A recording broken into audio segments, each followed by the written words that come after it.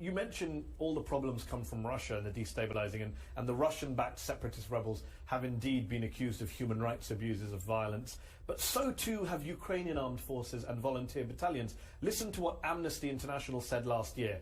Both sides failed to take reasonable precautions to protect civilians. Both placed troops in residential areas. Ukrainian police were involved in torture. Pro-Kiev forces were involved in abductions. Is this the new Ukraine you're trying to build, where all these human rights violations are happening, even under Ukrainian armed forces, Ukrainian police? It's not just the Russian-backed separatists who are committing violations. I'm sorry. Where's the reason of conflict?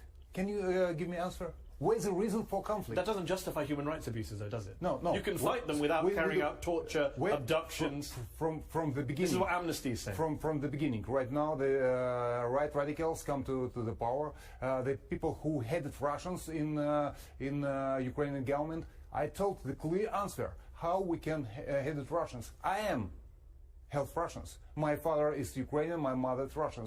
In my body is and Russian there have been allegations that there are neo-Nazis fighting in volunteer units against Russia. Nazis fighting. It's not true. It's everything is propaganda war. U.S. newspapers, not just Russian newspapers, have documented the Asow Battalion and other such groups fighting on the front lines against Russia, who have swastikas on their trucks. It's not true at all. I don't see swastika. I talk to the people. We defend our territory. We defend. And what about the human rights violations? What do you say about Amnesty?